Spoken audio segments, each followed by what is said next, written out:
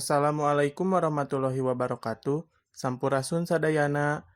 Dalam video ini akan dijelaskan mengenai sejarah Pondok Pesantren Ciberem Kidul, pondok pesantren tertua di Kota Cimahi.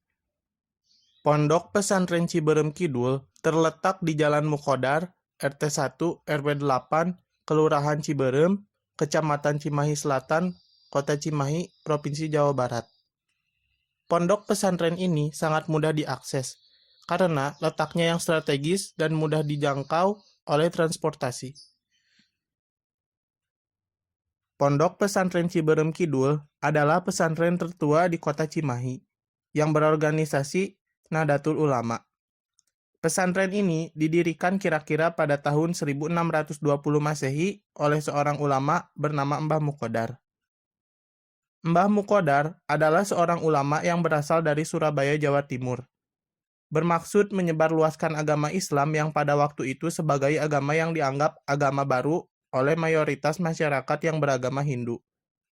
Dengan mengembara ke berbagai tempat sehingga akhirnya sampai dan membuka lahan rawa-rawa di lokasi Pondok Pesantren Ciberem Kidul sekarang.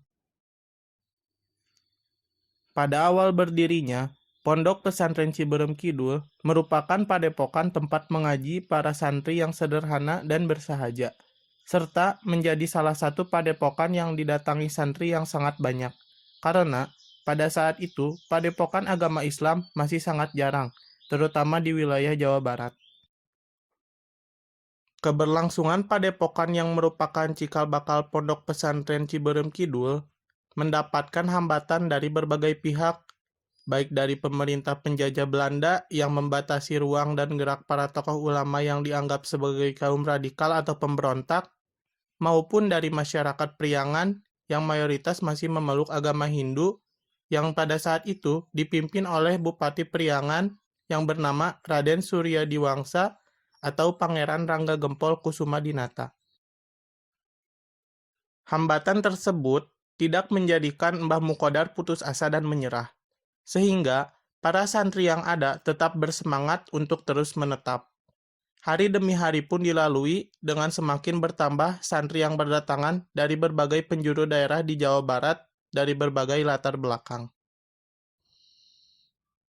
Ketokohan dan kepemimpinan serta kealiman Mbah Mukodar sebagai ulama yang mempunyai jasa besar terhadap masyarakat sekitar menjadikan nama Mbah Mukodar diabadikan menjadi nama jalan sampai sekarang. Dalam perkembangannya saat ini, Pondok Pesantren Ciberem Kidul selain mengajarkan ilmu agama, juga mendidik para santri untuk bisa mandiri dalam segi ekonomi. Sehingga, selepas santri belajar ilmu agama, selain bisa mengajarkan kembali ilmunya kepada masyarakat, santri juga bisa belajar berwirausaha agar dapat mandiri di segi ekonomi dan mampu menghidupi diri sendiri.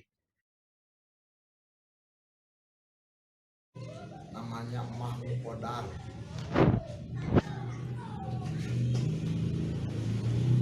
Nah, bagaimana caranya dulu beliau bumen-bumen atau bertempat di sini dengan mengajarkan kepada masyarakat, mengajarkan ilmu agama. Jadi belum berupa pesantren, masih berupa semacam apa? Padepokan ya, belum berupa pesantren. Terus di generasi kedua ada Mama Abdul Jalal yang menikah sama putranya ya Mama Mukodar. Mama Abdul Jalal datang dari Trenggalek ya, Jawa Timur juga ya. Beliau mendirikan pesantren. Kemudian generasi ketiga pesantren membesar dengan tokohnya atau pemimpinnya masih menantu daripada Abdul Jalal. Namanya Kiai Haji Hasan Ijrai. Kiai Haji Ijrai itu santrinya cukup banyak sampai ada pondoknya ya, ada pondoknya dulu sampai 3 pondoknya. Di antara santrinya ada 3 orang santri.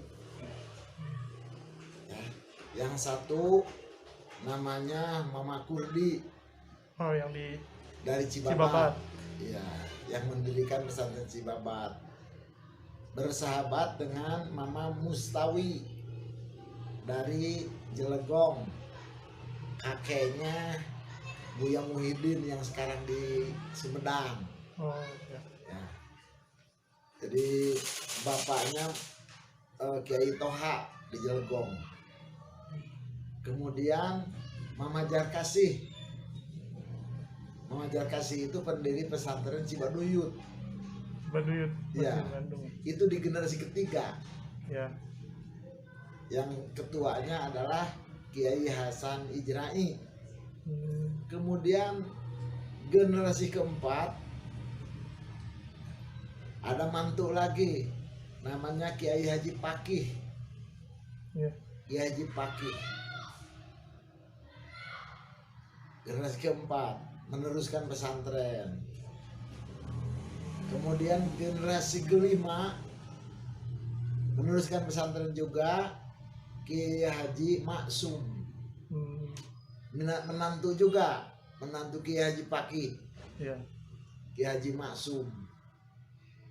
Kiai Haji Maksum kemudian diteruskan dengan generasi ke-6. Ya, itu 2, Kiai Haji Ijudin sama Kiai Haji Jainuddin. Menantunya 2. Ya. Kiai Haji Ijudin sama Kiai Haji Jainuddin.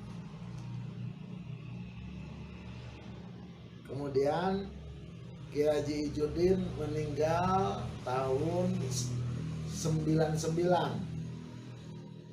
Tahun 1999. Nah, akhirnya jatuh ke generasi ke-7. Ya, generasi ke-7 ini ya saya sendiri. Sekian, semoga ilmu yang sudah disampaikan dapat bermanfaat. Terima kasih. Wassalamualaikum warahmatullahi wabarakatuh.